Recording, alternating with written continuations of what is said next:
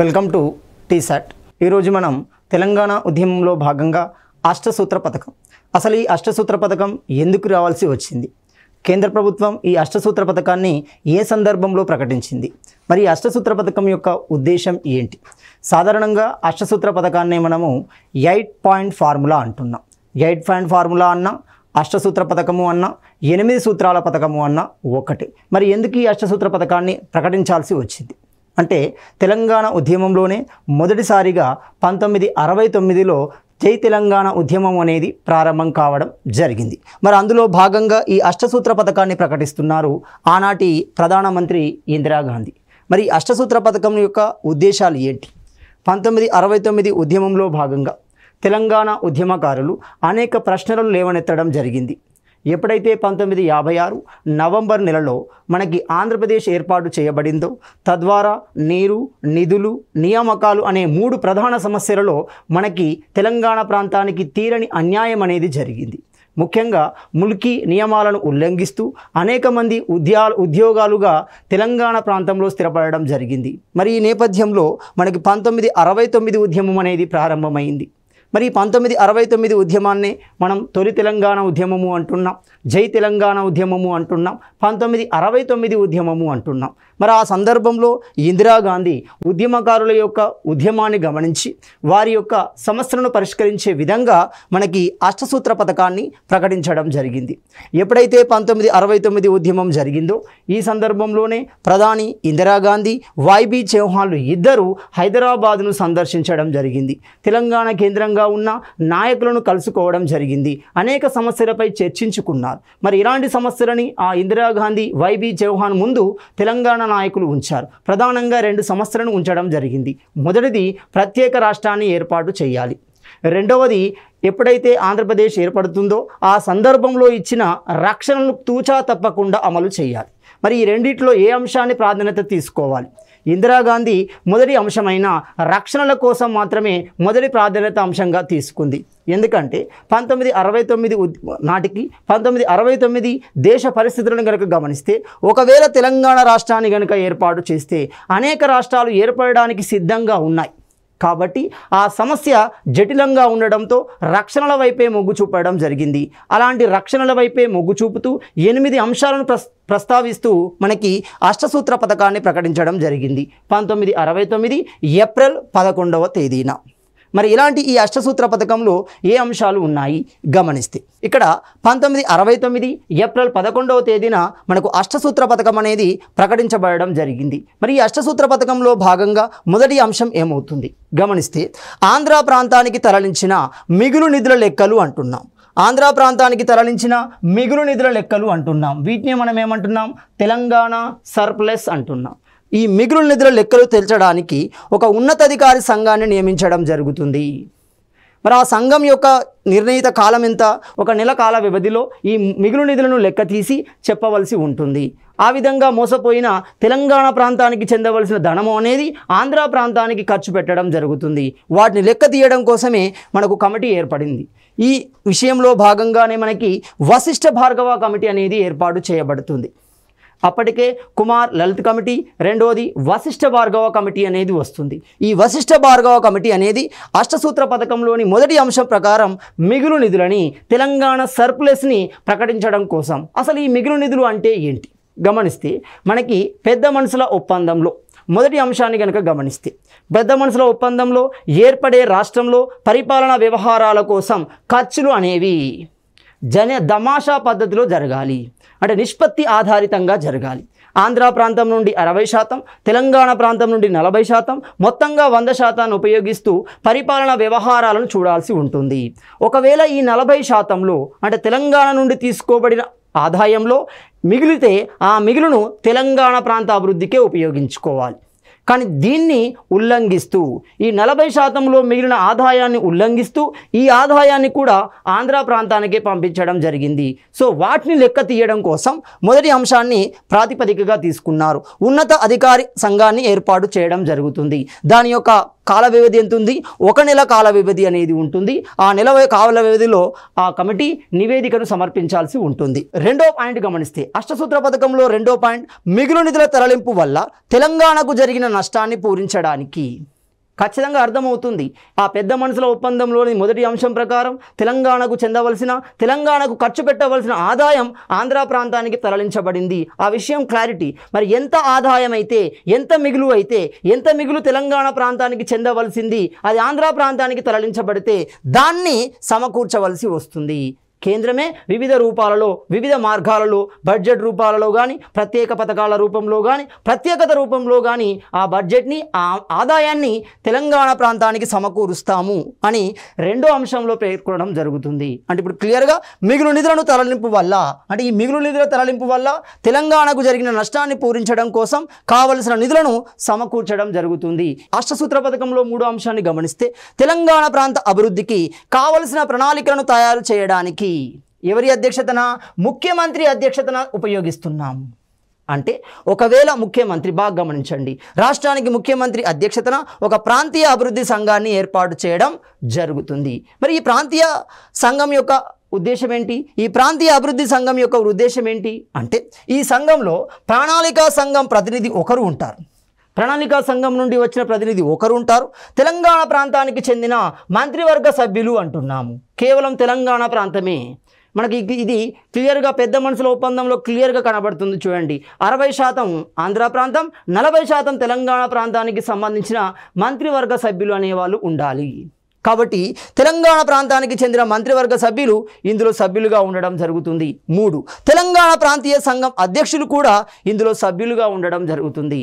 ఇలా ఈ సభ్యులతో కూడిన తెలంగాణ ప్రాంతీయ అభివృద్ధి సంఘాన్ని ఏర్పాటు చేస్తున్నాము. అంటే దీని యొక్క ఉద్దేశం ఏంటి? తెలంగాణ ప్రాంత అభివృద్ధికి కావలసిన ప్రణాళికలను రూపొందించడం.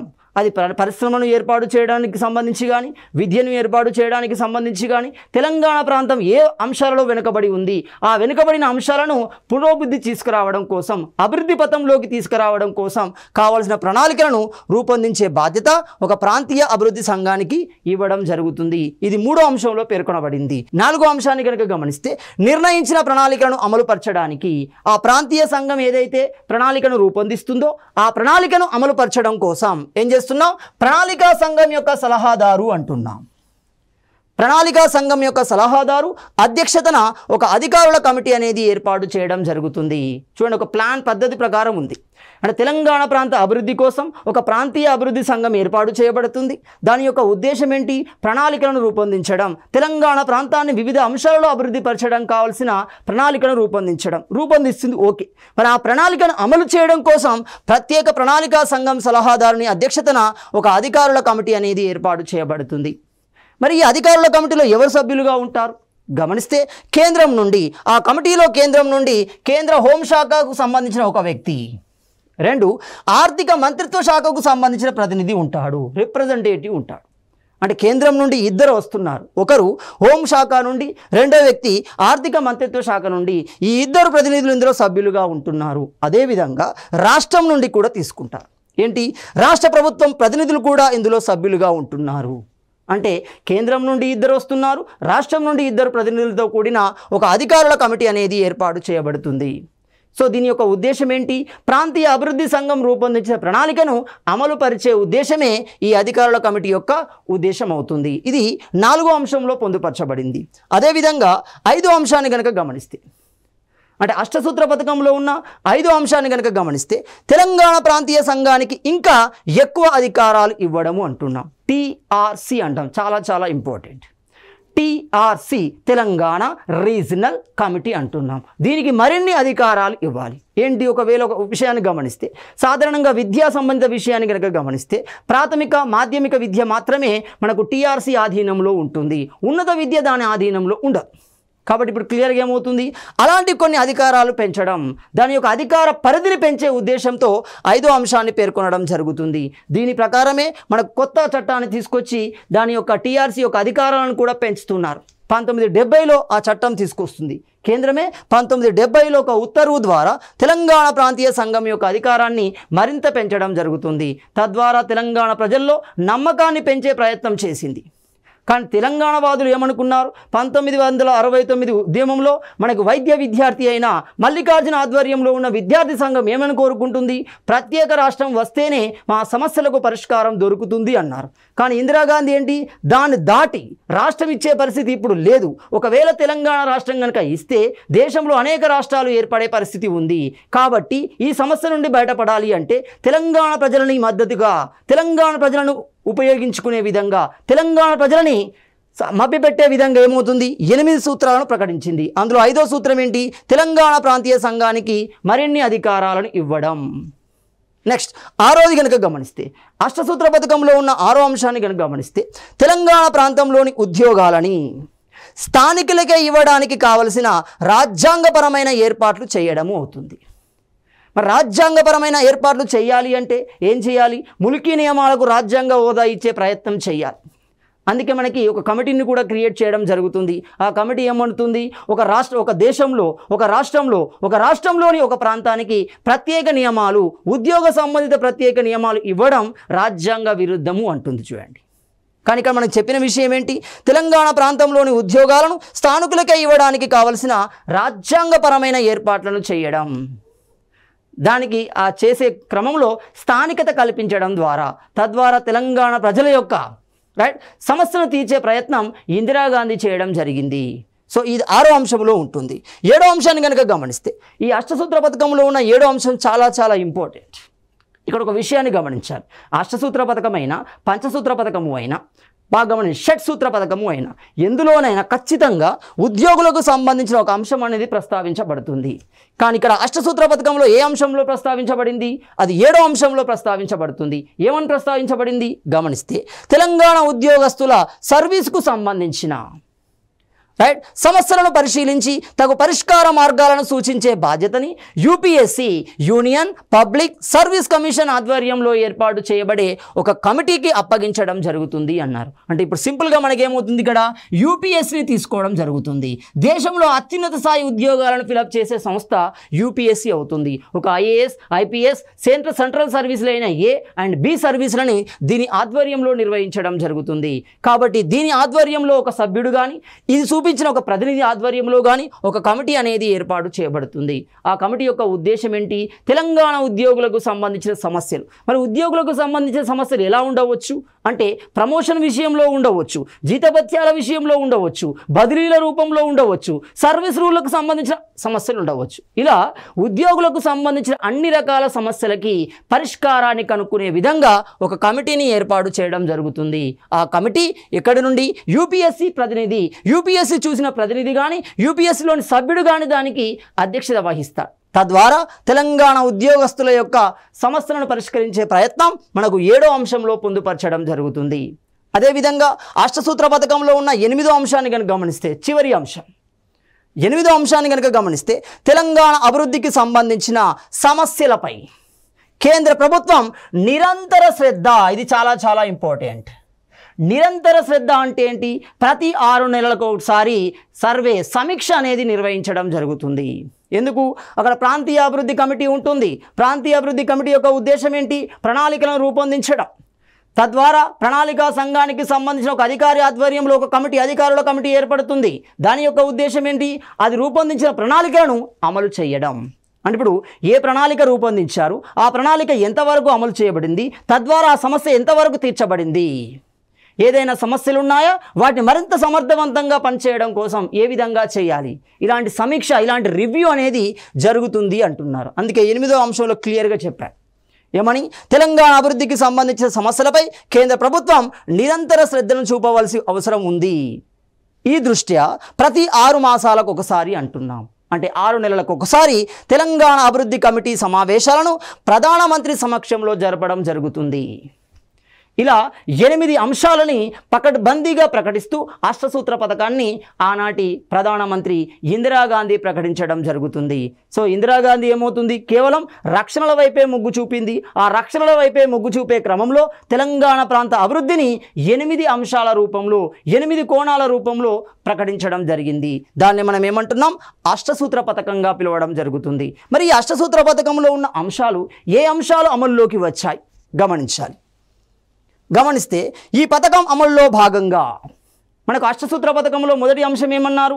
మిగులు నిధుల లెక్కలు తీయడానికి, ది సర్ప్లస్ ఆఫ్ తెలంగాణ నిధులను లెక్క తీయడం కోసం ఒక ఉన్నతాధికారి కమిటీని ఏర్పాటు చేస్తాము అన్నారు. ఎస్, చేశారు. ఏం చేశారు? జస్టిస్ వశిష్ఠ భార్గవ చైర్మన్గా ఒక కమిటీ అనేది ఏర్పాటు చేయడం జరిగింది. అప్పటికే రాష్ట్ర ప్రభుత్వం కాగ్ ఆఫీసర్ అయిన కుమార్ లలిత్ అంటున్నాం, వెరీ వెరీ ఇంపార్టెంట్, కాగ్ అంటున్నాం చూడండి, కంట్రోలర్ అండ్ ఆడిట్ జనరల్ అవుతున్నాడు. ఈ కాగ్కు సంబంధించిన అధికారి ఎవరు? కుమార్ లలిత్ అంటున్నాం. సో కుమార్ లలిత్ ఆధ్వర్యంలో ఒక కమిటీ అనేది ఏర్పాటు చేయడం జరుగుతుంది. ఆ కమిటీ ఒక నిర్దిష్టమైన లెక్కలను ఇస్తుంది. ఏమని? దాదాపుగా 34.09 అంటున్నాం. అకాడమీ ప్రకారం గమనిస్తే 34.09 లేదా 34.10 అంటున్నాం. ఇన్ని కోట్ల మిగులు నిధులు ఆంధ్రాకు తరలించబడ్డాయి.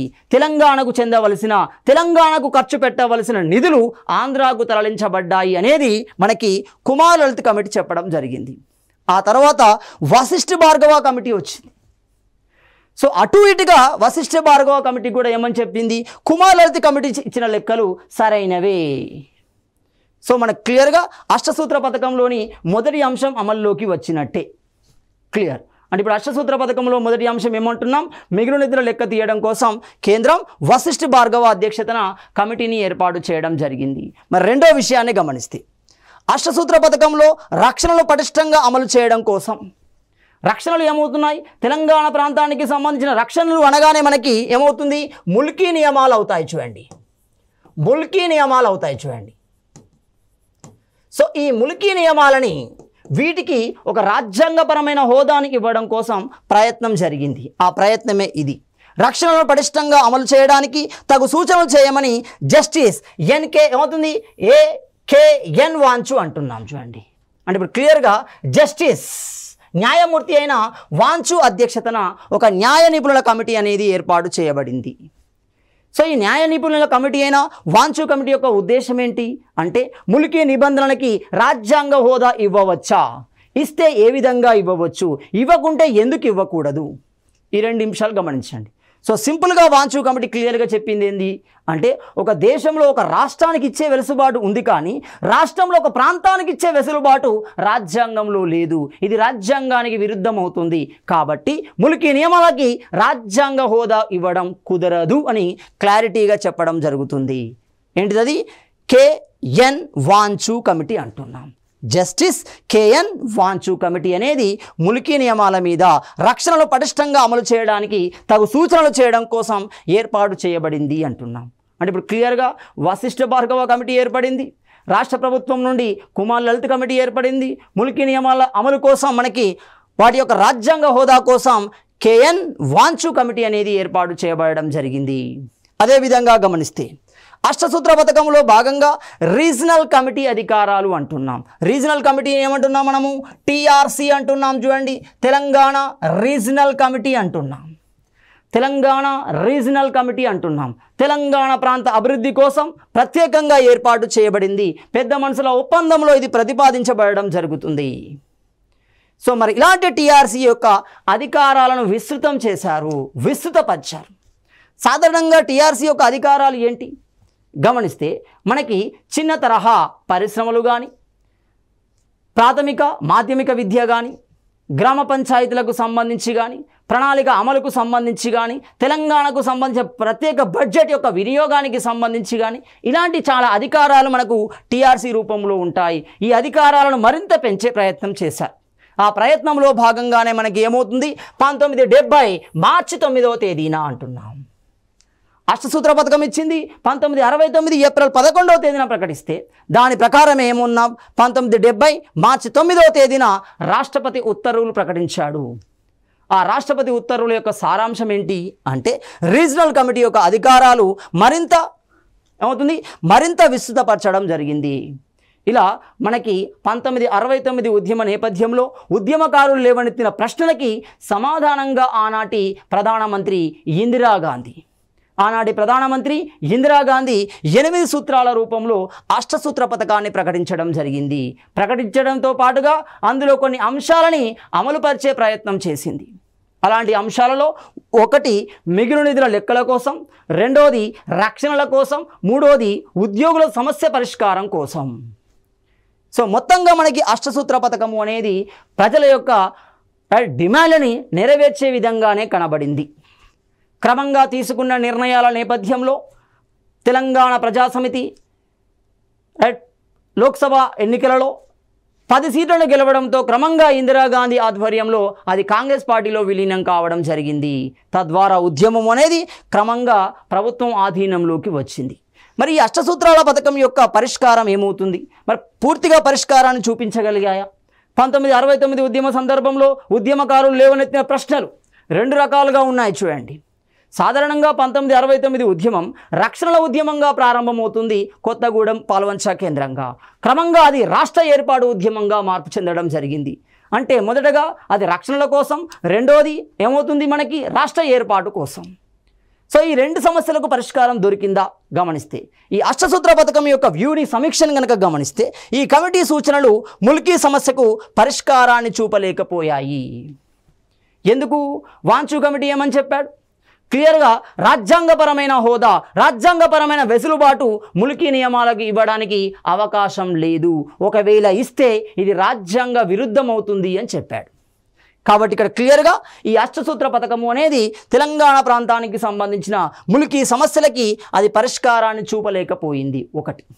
రెండోది గమనిస్తే మరి అష్టసూత్ర పథకం ద్వారా వెలుగులోకి వచ్చిన అంశాలేంటి అంటే తెలంగాణ మిగులు నిధులు అనేవి ఆంధ్ర ప్రాంతానికి తరలించబడ్డాయి, ఆంధ్ర అభివృద్ధికి ఉపయోగించబడ్డాయి అనేది క్లారిటీ వచ్చింది. అంటే తెలంగాణకు చెందవలసిన, తెలంగాణ అభివృద్ధికి నిర్వహించబడవలసిన, తెలంగాణ అభివృద్ధికి ఉపయోగించవలసిన మిగులు నిధులు అనేవి ఆంధ్ర ప్రాంతానికి తరలించబడ్డాయి అనే విషయం ప్రజానికానికి తెలవడం జరిగింది. మూడోది కనుక గమనిస్తే ఉద్యోగుల సమస్యలు అంటున్నాం. మరి ఉద్యోగుల సమస్యలు ఎందుకు వచ్చాయి? ఎప్పుడైతే ఈ బోగస్ సర్టిఫికేట్ల రూపంలో ముల్కీ బోగస్ సర్టిఫికేట్లను తీసుకోవడం, ముల్కీ నిబంధనని తుంగలో తొక్కడం, సో ముల్కీ నిబంధనలు పట్టించుకోకపోవడం, బోగస్ ముల్కీ సర్టిఫికేట్ల రూపంలో అనేక మంది ఆంధ్ర ప్రాంతానికి చెందిన, ముఖ్యంగా నెల్లూరు, గుంటూరు లాంటి ప్రాంతాలకు చెందిన వ్యక్తులు క్రమంగా తెలంగాణ ప్రాంతంలో వివిధ రకాల ఉద్యోగాలలో స్థిరపడడం జరిగింది. తద్వారా ఏమవుతుంది? సర్వీస్ రూల్ అనేది బ్రేక్ అయ్యింది. చూడండి, సర్వీస్ రూల్లో ప్రాబ్లమ్స్ క్రియేట్ అయ్యాయి. లోకల్ నాన్ లోకల్ ఇష్యూ అనేది మళ్ళీ తెర మీదికి రావడం జరిగింది. కానీ ఇక్కడ మనం గమనిస్తే అలహాబాద్కు సంబంధించిన వ్యక్తి ఆధ్వర్యంలో మనకి ఆ ఉద్యోగుల సమస్యపై కూడా కమిటీని వేయడం జరిగింది. అంటే ఇప్పుడు క్లియర్గా తెలంగాణ సమాజానికి అష్టసూత్ర పథకం వల్ల 3వ అంశం క్లారిటీ వచ్చింది. తెలంగాణ ఉద్యోగులకి సర్వీస్ పరమైన నిబంధనలు, సర్వీస్ పరమైన ఉల్లంఘనలు జరిగాయి అనే విషయం క్లారిటీ వచ్చింది. 4వ అంశాన్ని కనుక గమనిస్తే 1969 ఉద్యమంలో భాగంగా తెలంగాణ ప్రజా సమాజాన్ని, తెలంగాణ సబ్బండ జాతులని ఒకే తాటి మీదికి తీసుకొచ్చారు. రాష్ట్ర ఏర్పాటు అంశం మీదికి తీసుకురావడం జరిగింది. అలా తీసుకురావడంలో క్రియాశీలక పాత్ర పోషించింది మర్రి చెన్నారెడ్డి అవుతున్నాడు. ప్రముఖ రాజకీయ నాయకుడు, తెలంగాణ ప్రాంతానికి సంబంధించిన రాజకీయాలలో ఉద్దండుడుగా ఉన్న వ్యక్తి, కఠినమైన వ్యక్తి ఎవరు అంటే మర్రి చెన్నారెడ్డి. సో అలాంటి మర్రి చెన్నారెడ్డి ఇందిరాగాంధీతో రహస్య ఒప్పందం చేసుకోవడం జరుగుతుంది. ఎందుకు చేసుకున్నాడు? ఒకానొక సందర్భంలో అతని మీద కేసు జరుగుతుంది చూడండి. 1967 ఎన్నికల సందర్భంలో అతని మీద వందే మాతరం రామచంద్రరావు కేసు వేయడం జరుగుతుంది. ఆ కేసును విచారించిన హైకోర్టు ఏమవుతుంది? ఇతడు ప్రలోభాలకు పాల్పడ్డాడు, ఉల్లంఘనలకు పాల్పడ్డాడు కాబట్టి 6 సంవత్సరాల పొలిటికల్ పనిష్మెంట్ అనేది ఇవ్వడం జరుగుతుంది. రాజకీయాల నుండి అతన్ని తప్పించడం జరిగింది. 6 సంవత్సరాల పొలిటికల్ పనిష్మెంట్ ఇచ్చింది. ఎందుకు ఇచ్చింది? ఆ సందర్భంలో ముఖ్యమంత్రి కాసు బ్రహ్మానందరెడ్డి తెలంగాణ ప్రాంతాన్ని తన ఆధీనంలోకి తెచ్చుకోవాలి అంటే ఈ మర్రి చెన్నారెడ్డిని కంట్రోల్లో పెట్టాలి. సో వచ్చిన అవకాశాన్ని ఉపయోగించుకుంటూ మర్రి చెన్నారెడ్డిని రాజకీయం నుండి 6 సంవత్సరాలు వేరు చేసే కుట్ర హైకోర్టు తీర్పు నేపథ్యంలో వచ్చింది. ఆ విషయాన్ని గమనించిన మర్రి చెన్నారెడ్డి, రాజకీయ నిరుద్యోగిగా మారిన మర్రి చెన్నారెడ్డి తన ఉద్యోగాన్ని కాపాడడం కోసం, కాసు బ్రహ్మానందరెడ్డి మీద ఉన్న కోపాన్ని తీర్చుకోవడం కోసం ఈ ఉద్యమాన్ని తనకు అనుగుణంగా ఉపయోగించుకున్నాడు. మొత్తం ఏదైనప్పటికీ మొదటిసారిగా 1969 ఉద్యమంలో తెలంగాణ సబ్బండ జాతులన్నిటినీ ఏకం చేసిన వ్యక్తిగా మనము మర్రి చెన్నారెడ్డిని గమనించవచ్చు. సో మర్రి చెన్నారెడ్డి ఇందిరాగాంధీతో రహస్య ఒప్పందం చేసుకున్నాడు. ఆ ఒప్పందంలో భాగంగా కాసు బ్రహ్మానందరెడ్డి ముఖ్యమంత్రి పదవి నుండి తొలగించబడాలి. ఫస్ట్ కండిషన్ అది. అందుకే కదా మర్రి చెన్నారెడ్డి ప్లేస్లో మనకి పివి నరసింహారావు రావడం జరుగుతుంది. ఎందుకంటే ఇతని మీద 6 సంవత్సరాల రాజకీయ శిక్ష అనేది ఉంది, రాజకీయమైన పనిష్మెంట్ అనేది ఉంది. కాబట్టి ఇతన్ని ముఖ్యమంత్రి చేసే అవకాశం లేదు. కాబట్టి మర్రి చెన్నారెడ్డి సలహా మేరకే ఆనాటి ఆర్థికవేత్తల్లో ఒకడైన బహుభాషా కోవిదుడైన పివి నరసింహారావు ముఖ్యమంత్రి పదవిని చేపట్టడం జరుగుతుంది. సో ఇలాంటి పరిణామాలు అనేవి అష్టసూత్ర పథకానికి దారితీస్తున్నాయి. అష్టసూత్ర పథకం తర్వాత తెలంగాణ సమాజంలో అవి ఒక స్పష్టమైన భావాన్ని ఏర్పాటు చేయడం జరిగింది. తెలంగాణ ప్రజానీకంలో ముఖ్యంగా ఉద్యోగస్తులలో, తెలంగాణ ప్రజానీకంలో ముఖ్యంగా విద్యార్థులలో రాష్ట్ర ఏర్పాటు తమ సమస్యలకు పరిష్కారం అనే భావన ఏర్పాటు చేయబడింది. ముఖ్యంగా 1969 ఉద్యమాన్ని గమనించండి. ఓయూ కేంద్రంగా రెండు వర్గాలు క్రియేట్ అవుతున్నాయి చూడండి. అందులో మొట్టమొదటి వర్గం వైద్య విద్యార్థి అయిన మల్లికార్జున్ ఆధ్వర్యంలో నిర్వహించబడుతుంది. ఆ ఉద్యమం, ఆ కమిటీ, ఆ ఐక్య విద్యార్థి కమిటీ యొక్క ఉద్దేశం ఏంటి? ప్రత్యేక రాష్ట్రాన్ని ఏర్పాటు చేయాలి. ప్రత్యేక రాష్ట్రం ఏర్పాటు చేయబడితేనే తమ యొక్క సమస్యలకు అనేది పరిష్కారం దొరుకుతుంది. అది విద్యా సమస్య అయినా, ఉద్యోగ సమస్య అయినా, నిధుల సమస్య అయినా, ఏ సమస్య అయినా ప్రత్యేక రాష్ట్రమే దీనికి పరిష్కారం అనే నేపథ్యంలో మల్లికార్జున ఆధ్వర్యంలో విద్యార్థి సంఘాలు అనేవి ఉద్యమ బాట పట్టడం జరిగింది. ఇలాంటి సందర్భంలోనే వెంకట్రామిరెడ్డి ఆధ్వర్యంలో రక్షణలు అమలు చేయమని